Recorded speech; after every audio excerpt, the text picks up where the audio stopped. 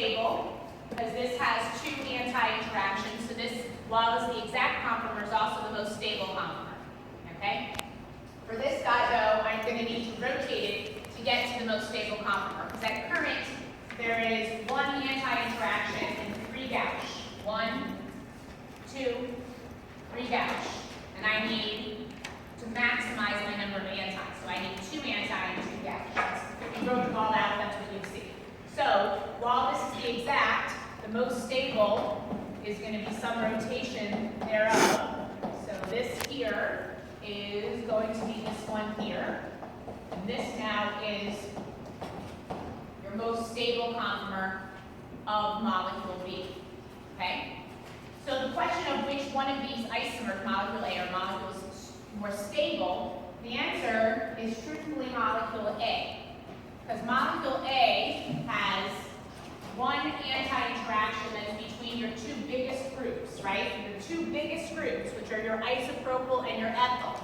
Those are the biggest groups you have as substituents on adjacent carbons, right? I have an isopropyl on the front, and it can clink with the OCH3 on the back carbon or with the ethyl on the back carbon. So if I pick the biggest substituent from each carbon, it would be the isopropyl over the Cl, and it would be the ethyl over the OCH3. So in this case, the two biggest groups are anti to one another, whereas here, these two biggest groups are gouged to one another in the most stable conformer, right? And so this is going to present more steric strain than the steric strain you see between the gauge interactions in molecule A. So molecule A is indeed more stable. The least stable conformer, truthfully, is 180-degree rotation from the most stable. You figured that out, yes or no, I don't know. But, so, the least stable conformer in each case is as follows.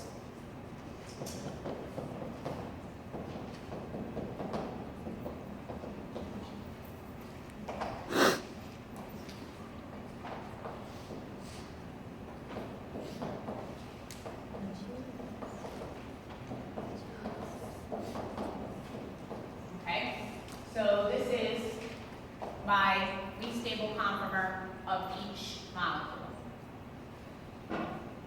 Okay?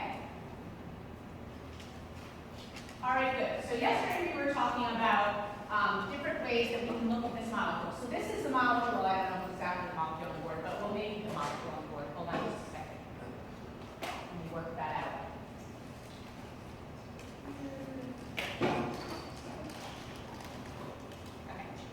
We're getting there.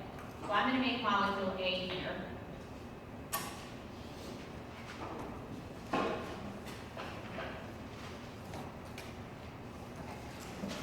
So this is what you call the card I need to. Hold on a second. You know what? Let's just hope it just stays just for a few minutes. Okay. Banging the damn thing.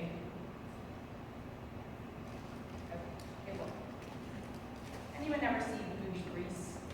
You know, when he like takes the ring off. That's how I feel. That scene in the driving movie where he's trying to get the damn ring off. I'm gonna like throw an elbow something that was next to me. Okay. Okay, there we go. Okay, I think we're good. Oh, I lied. Damn. Okay. No, wait. It might be okay, because this is to be rotated, right? Okay, hold up. We're getting there. Okay. Damn. Okay. I swear to God, we are almost there now. I promise. This is like, all right. You're fine. Tell me. Okay. This is it. This is molecule A. Molecule A. Everyone good?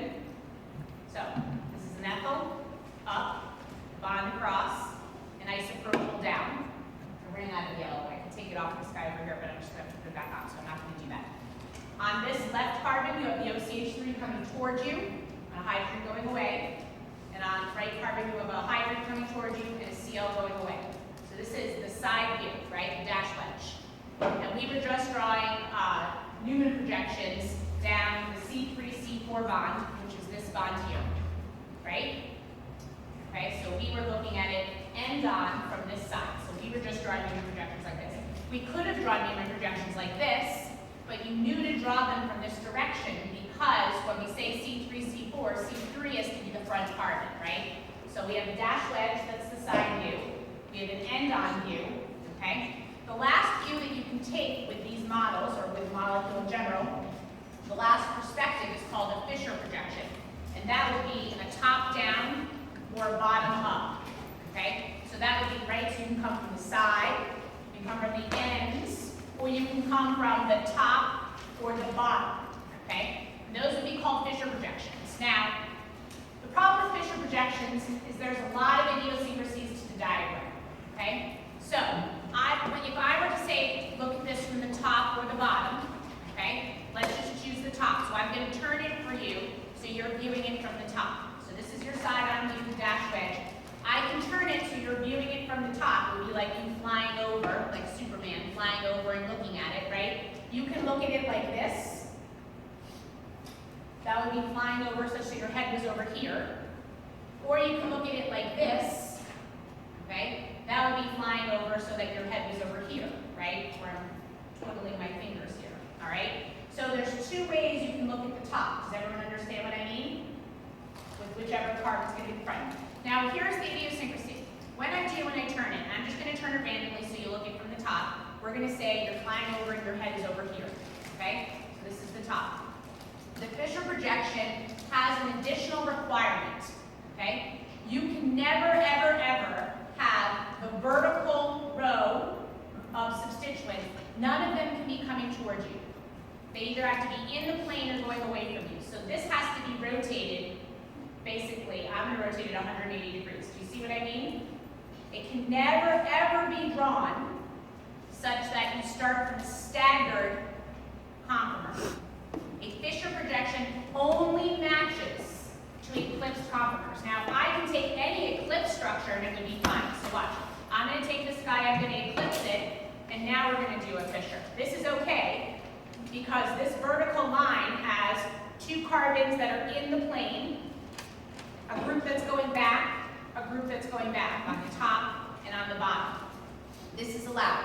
You can never, ever, ever draw a Fisher projection from staggered because the requirement is the groups that are attached to the top of the Fisher and the bottom must be going away from you, okay? That is an absolute 100% requirement. Now, since you can't bring models into the exam, we're going to drop the model for a minute, and I'm going to show you how to do this from a dash wedge, or actually, I'm going to teach you from the Newman, okay?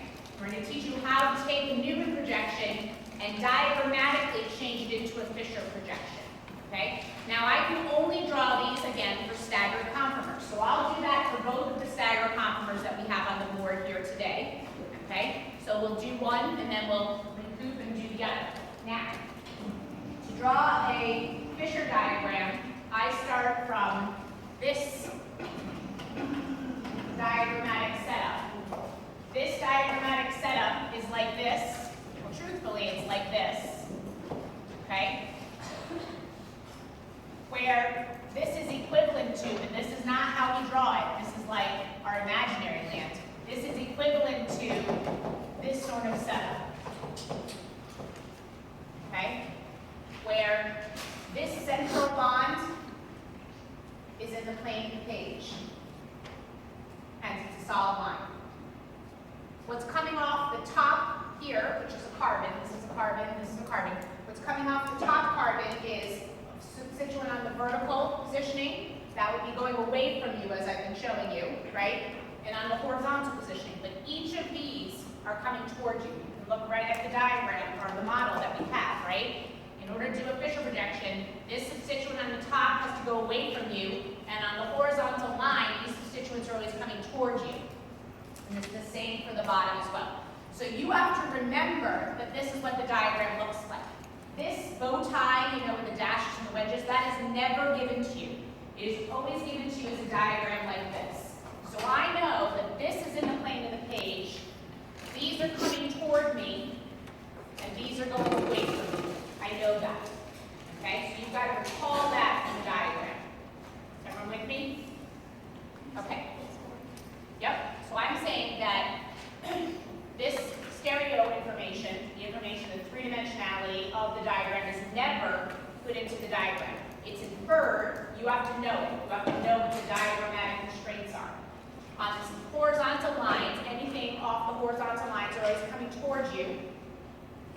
off the vertical line, the row is going away from you. Each cross, horizontal cross, right, represents one of the carbons, right, of the bond that I'm looking down, so either C3 or C4. Okay? All right, so we're going to erase this little diagrammatic constraint here, because we don't ever have that. Now we're going to take this diagram here, this last fissure, molecule A, bottom one, bottom left of the board here, and we're going to make that into a fissure. I can never do it for the staggered. I can't take that staggered and exactly take that conformer and represent it as a fissure. I can represent that molecule as a fissure, but it would be an alternative conformer. It would be an eclipsed conformer of that molecule. Okay? So this eclipsed conformer can transpose one for one into the Fisher diagram. Okay? This, I'm going to redraw it here just to make my life a little bit easier. So this is what I have for my diagram. I hope you're okay. Okay, this diagram here, I have to decide if the front carbon of the Newman is pointing down or up. Okay? If the front carbon, the bond of the planar page of the Newman is pointing down, it's going to be this carbon. That's your track, one for one. If on the other hand, I have my Newman that was eclipsed like this, that would be marked to the, I'm going to make just a different symbol. That would mark to the top cross in the Fisher diagram. Okay? So you need to know which carbon marks which from the Newman to the Fisher. Okay, so this tracks to this carbon. I take everything that's in that, out of that carbon and I place it in exactly as I see it.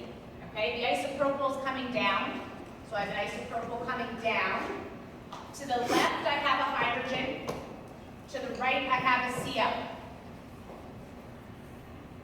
So that's really just taking out the spatial constraints that are shown in the Newman and just putting them into the Fisher. The last thing to do is to recognize that in the Fisher, these are all eclipsing.